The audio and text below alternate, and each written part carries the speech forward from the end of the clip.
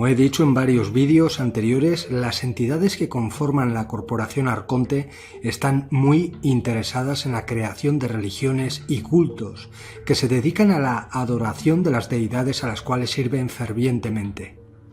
Dichas religiones tienen, como los grupos y sectas que conforman la corporación, ramificaciones y grados de drenaje energético. Da igual cómo se llamen dichas religiones, cultos o sectas, todas trabajan al unísono para el drenaje energético y confusión del ser humano. Además, realizan control mental en sus víctimas. La persona hipnotizada por dichas religiones cree sentir un amor especial o espiritual por los líderes o dioses a los cuales adoran. Pero este amor no es real, es una táctica de las entidades parasitarias que producen estos sentimientos en los seres que entran en dicha espiral hipnótica. Todo para que no abandonen dichos cultos para seguir drenándolos y que dichos humanos hipnotizados atraigan a más adeptos. Futuros esclavos mentales, futuros rebaños, como llaman cínicamente a sus víctimas, que sirven como alimento a todo el grupo formado por la corporación, liderados por las deidades Arconte. Cuando crean un nuevo movimiento o grupo religioso, realizarán el montaje de las apariciones milagrosas y darán las pautas a seguir a los miembros del grupo o secta. Estas entidades usarán a sus elegidos seleccionados de antemano por estas entidades, tras haber estudiado su perfil psíquico, nivel espiritual, patrones mentales, etc. Deberá ser una persona que sea fácilmente manipulable y que no sea un peligro para la misión de creación de religiones, sectas y cultos de todo tipo. Uno de los casos más descarados de creación de religiones es el de Joseph Smith, fundador de los mormones. Joseph Smith Jr. fue el cuarto de los 9 hijos del matrimonio conformado por Joseph Smith y Lucy Mack. Su nacimiento estuvo marcado por los vaivenes económicos de su familia. Su abuelo paterno, Asael Smith, perdió la mayoría de sus bienes en Topsfield, Massachusetts, durante la crisis económica de 1780. Más tarde se mudó a Vermont, donde su hijo, el padre de Joseph Smith, comenzó a trabajar como granjero y ocasionalmente como maestro de escuela, logrando prosperar económicamente. Sin embargo, nuevos reveses económicos los obligó a mudarse varias veces a Nueva Inglaterra, hasta trasladarse a Palmira en 1816, en medio del año sin verano. Esta zona sería más tarde conocida por el surgimiento en ella de nuevas corrientes religiosas. Desde allí se mudaron a comienzos de 1819 muy cerca de Palmira, en los límites del actual pueblo de Manchester. De pequeño hubo periodos en los que Joseph Smith Jr. debió trabajar para ayudar a sus padres. Como resultado de esto recibió una escolaridad muy deficiente. La vida de estos elegidos siempre están marcadas por problemas de todo tipo. Estas entidades, que son crueles, les importa muy poco lo que les ocurra a sus títeres humanos y los ponen a prueba constantemente, como podemos comprobar investigando un poco en las biografías de estos elegidos, que después de sus asesinatos crueles son elevados a la categoría de santos. Joseph además se crió en un ambiente ultrarreligioso. Nació y vivió toda su juventud durante el periodo de efervescencia religiosa conocido como el Segundo Gran Despertar. Su abuelo paterno, Asael Smith, fue universalista y luego metodista, mientras que su abuelo materno, Solomon Mack, publicó un libro entre 1810 y 1811 donde describía una serie de supuestas visiones celestiales que lo convidaron a convertirse tardíamente al cristianismo. Vemos que además esto es generacional, va pasando de un familiar al otro del elegido para preparar el terreno. Su madre Lucy, hija de Solomon, era presbiteriana y crió a sus hijos con una educación cristiana. Posteriormente ella también escribió un libro dedicado a su hijo Joseph, donde dijo haber tenido visiones junto a su esposo. Este último, por su parte, si bien también era religioso, fue más bien celoso de los grupos religiosos organizados. Como he dicho, todo este ambiente fue preparado para que Joseph Smith comenzara a recibir la visita de estas entidades que se hacían pasar por seres bondadosos. De acuerdo con la historia, era un día soleado. Smith, un chico de 14 años, se sentía angustiado y confuso debido a las discusiones que habían comenzado en su ciudad, provocadas por la pelea que las distintas sectas cristianas mantenían en su búsqueda de nuevos adeptos. Deseaba meditar sobre el asunto durante un tiempo, así que se fue a dar un paseo a solas, dirigiéndose hacia un bosque cercano a su casa. Esperaba encontrar allí la paz que le ayudara a decidir qué camino espiritual seguir. Entonces, estas entidades aprovecharon el momento para comenzar el trabajo de control mental. Joseph explica cómo fue este primer encuentro. Inmediatamente fui agarrado por un poder que me sobrevino por completo y que tuvo una influencia increíble sobre mí, tanto que me ató la lengua para que no pudiese hablar. Una densa oscuridad me rodeó y por un tiempo me pareció que de un momento a otro me iba a destruir. Entonces apareció un pilar de luz justo sobre mi cabeza, más brillante que el sol, que descendió lentamente hasta descansar sobre mí. Lo siguiente que observé fue a dos personajes cuya brillantez y gloria desafían toda descripción, flotando sobre mí en el aire. Me llamaron por mi nombre y se presentaron como padre e hijo. La vida de Joseph Smith cambiaría para siempre como resultado de este primer encuentro, que resultó ser solo el primero de muchos. La más importante de las visitas sucedió 3 años después, el 21 de septiembre de 1823, cuando tenía 18 años. Explica lo siguiente de dicho encuentro. Me di cuenta de que una luz había aparecido en mi habitación y ésta continuó aumentando hasta que el cuarto se iluminó más que en el mediodía, cuando de repente una persona apareció junto a mi cama, permaneciendo en el aire, ya que sus pies no tocaban el suelo, flotaba. El ente estaba descalzo, pero llevaba una toga blanca y suelta que emitía tal fulgor que Smith declaró que no creía que no se podría hacer que ninguna cosa de este mundo brillase con tanta blancura. La persona se presentó como Moroni, un mensajero enviado por Dios. Moroni tenía un mensaje para el joven creyente. Smith había sido elegido para traducir las escrituras sagradas a través de las cuales todo el mundo conocería la verdadera historia del continente americano. Lo único que tenía que hacer era desenterrarlas de un lugar cerca de donde vivía Joseph, en la colina de Cumorah, donde permanecía desde hacía siglos, y después traducirlas al inglés. Esta entidad le advierte además que no debía mostrar aquellas placas a nadie, por miedo a que les fueran robadas. En esa época estaba en auge la llamada fiebre del oro, por lo que una pieza así, si realmente existía, sería muy codiciada por sus vecinos. Después de pronunciar algunas citas del Antiguo Testamento, Moroni se fue. Joseph Smith describió el momento de esta manera. Vi como la luz en mi habitación le rodeó a la persona que me había estado hablando y siguió así hasta que el cuarto estaba oscuro de nuevo, excepto justo a su alrededor. En aquel instante vi algo similar a un túnel que iba hasta el cielo, y Moroni ascendió por él hasta que desapareció completamente. Poco rato después, durante esa misma noche, el ángel se le apareció otra vez en la habitación, como si creyese que el chico se olvidaría del contenido del mensaje demasiado pronto. Moroni contó de nuevo las mismas cosas que había dicho en su primera visita, sin variación alguna. Y aquí es donde se puede apreciar cómo actúan estas entidades. Hacen creer que los elegidos son salvadores divinos del planeta, dándoles profecías y predicciones que nunca se llegan a cumplir, pero que asustan a quienes las reciben. De acuerdo con el visitante, se esperaba un futuro tenebroso y vendrían grandes desolaciones por el hambre, la espada y la pestilencia. Luego ascendió al cielo como había hecho antes. Smith no pudo dormir mucho, ya que muy poco tiempo después Moroni llegó otra vez, exactamente igual que la última vez. El mensaje no cambiaba, como si la aparición se repitiera muchas veces por error, como un disco rayado. Seguramente se trataba de un holograma creado por dichas entidades manipuladoras que lo repetían una y otra vez para manipular la mente del joven. Al día siguiente, Joseph le contó a su padre la visita nocturna. Su padre se alegró y pensó que Dios le había dado a su hijo una misión divina que debía cumplir. Incluso el padre estaba hipnotizado por estas entidades.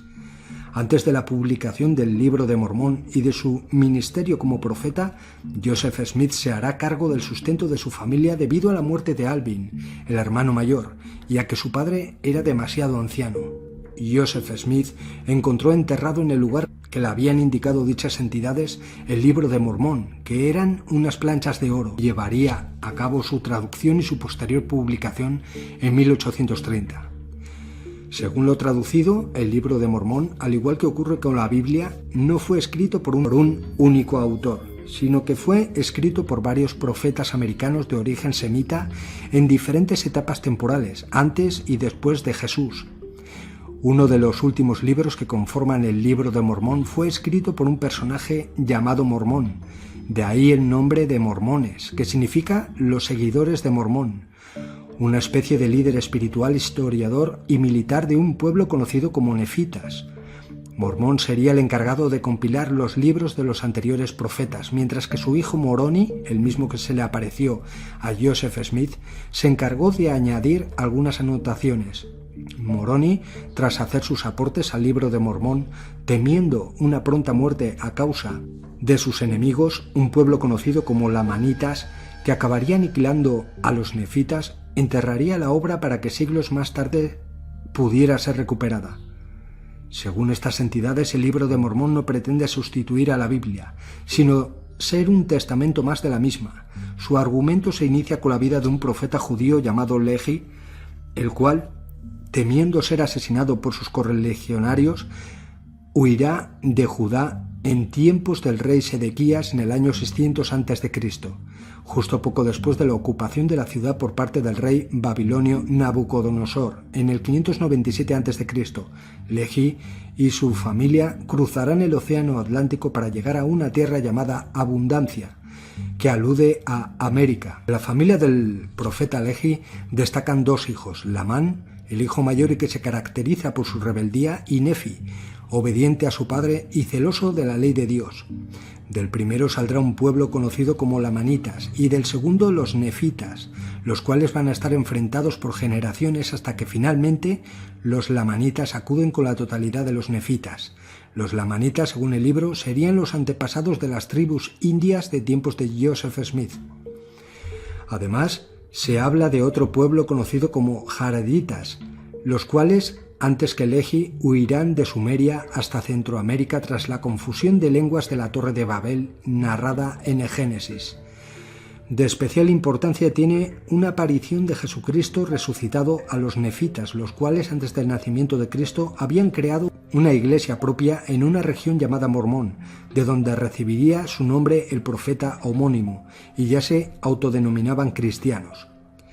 Joseph Smith dijo que el libro estaba escrito en una lengua que denomina egipcio reformado, inexistente para los lingüistas, y pudo traducirlo a través de unas piedras dadas por las entidades que se le aparecían llamadas Urim y Tumim. Al principio, para aligerar la transcripción, utilizaba para esta tarea a su esposa Emma, pero posteriormente recurrió a los servicios de uno de sus discípulos, llamado Martin Harris. La forma en que Smith llevaba a cabo la traducción resultaba muy curiosa. Para evitar que Harris viera las placas de oro, las metía en un sombrero y para traducirlas metía la cabeza dentro y le iba dictando a Harris. La mujer de Harris, sospechando que la obra de Smith era inventada por él sobre la marcha, convenció a su marido para que dejara en casa las 116 primeras páginas transcritas y le dijera a Smith que las había extraviado. Ante esta situación, Smith se enfadó mucho y tras haber orado y recibir la visita de un ángel de una de estas entidades, afirmó que como castigo la nueva transcripción no se basaría en la fuente original, sino en otra distinta. Las entidades que le dieron el libro para traducirlo colocaron en la supuesta historia de la antigua América y la llegada de los supuestos escritores de las planchas de oro hechos racistas. Como siempre, estas entidades dan énfasis en la separación por el color de la piel de los humanos, idiomas, banderas, etc.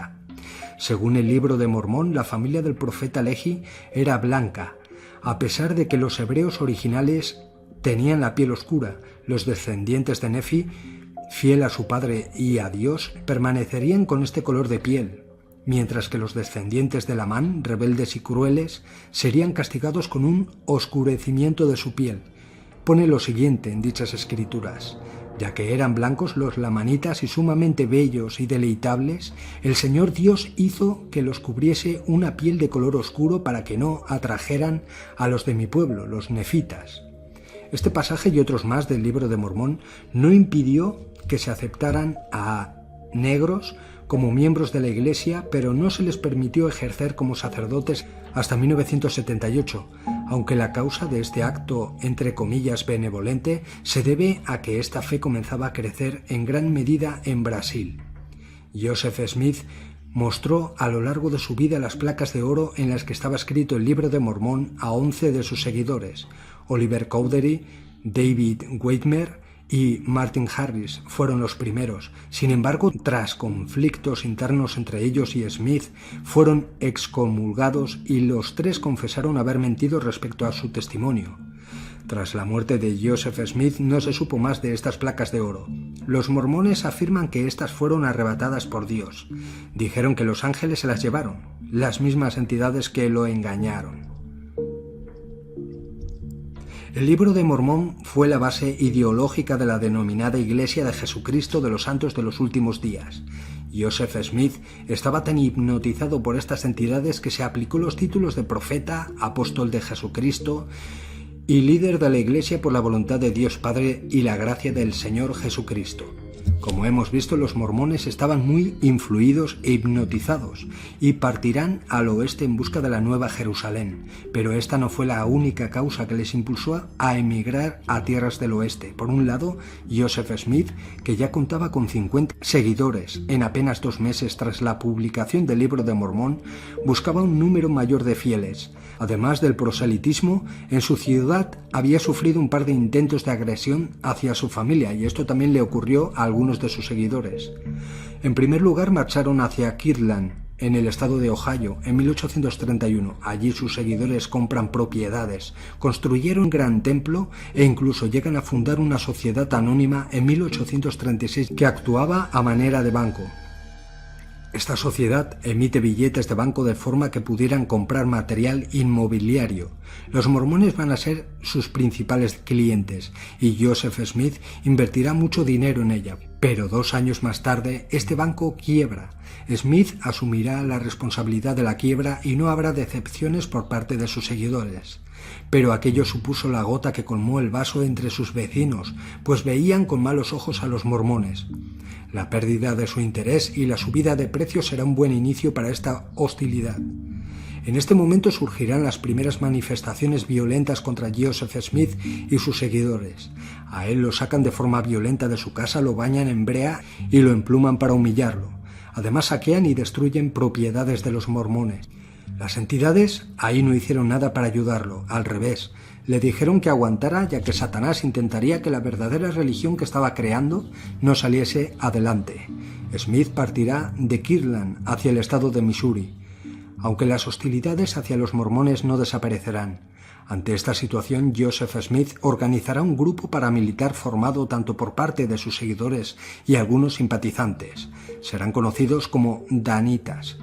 Los mormones ya no eran el pequeño grupo formado por apenas 50 personas de su origen, sino que ya había cerca de 2000 seguidores de esta fe. Pronto comenzarían los derramamientos de sangre. Esto les encanta a las entidades controladoras y le dicen a Smith que debería crear un ejército armado para proteger la palabra de Dios. La lucha contra sus adversarios, conocida como Primera Guerra Mormona, se inicia el 4 de julio de 1838. Son derrotados por las milicias de Missouri. Smith es encarcelado durante unos meses en la prisión de Liberty por acusaciones de sedición, escándalo público. Tras su liberación partirán hacia Illinois. En el estado de Illinois tendrá lugar la primera fundación de una ciudad por parte de los mormones en 1839, Nauvoo. El nombre viene de la lengua hebrea sefardí y significa lugar hermoso. Aunque estará habitada mayoritariamente por mormones, se permite la libertad de culto y conciencia en la misma. Durante este periodo, el número de conversos al mormonismo aumentará a 15.000 y un discípulo de Joseph Smith, Brigham Young, incluso viajó a Europa a difundir el Libro de Mormón y consiguió un porcentaje considerable de seguidores. En 1841 se fundará la iglesia de Nauvoo. En total, los mormones alcanzaron a nivel mundial un número de 15 millones de seguidores. Joseph Smith mandará construir en Nauvoo hogares para ayudar a los más necesitados, especialmente a las viudas y los huérfanos, entre otros. También contará con una universidad. Ya que los mormones disponían de cierta autonomía de gobierno en Nauvoo, Joseph Smith solicitará formalmente su separación del resto del estado de Illinois, aunque tras el fracaso de la Primera Guerra Mormona, Solicitará que en caso de peligro el ejército estadounidense interviniera en la zona para proteger a los mormones. Ante la negativa del gobierno a que Nauvoo se separara del estado de Illinois, Joseph Smith tratará de entrevistarse con los diferentes candidatos presidenciales para ver qué medidas tomarían para proteger a los mormones. Sin embargo, ante las evasivas de todos ellos, se propondrá él mismo como candidato presidencial. Smith era un fiel admirador del sistema político de su país, de tal forma que incluso consideraba a su constitución como inspirada por Dios a los padres fundadores. En este pasaje Smith nos habla de una revelación que le otorga Dios. Dijo lo siguiente: y para este fin he establecido la constitución de este país, por mano de hombres sabios que levanté para este propósito mismo, y redimí la tierra por el derramamiento de sangre. En 1844 el Consejo de la ciudad de Nauvoo declara al diario que ataca a Joseph Smith como molestia pública y se ordena cerrarlo. Smith apoyará esta acción del Consejo ordenando la ley marcial. Sin embargo, el editor de Warsaw Signal, Thomas C. Sharp, crítico feroz de los mormones, llama a detener esa acción de forma armada. El gobernador de Illinois, Thomas Ford, amenaza a Nauvoo con enviar una milicia para aplacar a los mormones. Ante esto, Smith en un primer momento pensará en huir por el río Mississippi, aunque más tarde se arrepentirá y se entregará al gobernador de Illinois. Smith y su hermano Hiram serán encarcelados, acusados de incitar un motín en la prisión de Carthage. La espera para su juicio se vio interrumpida cuando el 27 de junio de 1844 una turba de entre 150 y 200 personas irrumpieron en la cárcel para dar muerte a Joseph Smith y su hermano. Pese a que intentó huir por la ventana, Smith fue acribillado a balazos, cayendo su cadáver por la ventana. Su hermano Hiram tendrá el mismo destino. 5 personas fueron acusadas de asesinato por esto, pero serán absueltas. Décadas más tarde, el gobierno de Illinois pidió disculpas a la comunidad mormona por haber podido impedir que aquella turba irrumpiera dando muerte a Joseph Smith. Su cuerpo será enterrado en el cementerio de Nauvoo. Joseph Smith acabó asesinado de manera cruel, como muchas de las víctimas de control mental que son utilizadas para crear religiones y sectas. A la corporación le importa muy poco lo que les ocurra a dichas personas que utilizan para dicho fin. Después de asesinarlos, los colocan como ejemplo para el resto del planeta y te dicen que para llegar a la iluminación debes imitarlos, que es el sacrificio necesario para llegar a ser elegidos. De esta manera mentalizan a quienes serán los futuros elegidos. Así que tú que estás viendo esto, si recibes la visita de uno de estos seres disfrazados de seres luminosos y benévolos, diles que se vayan.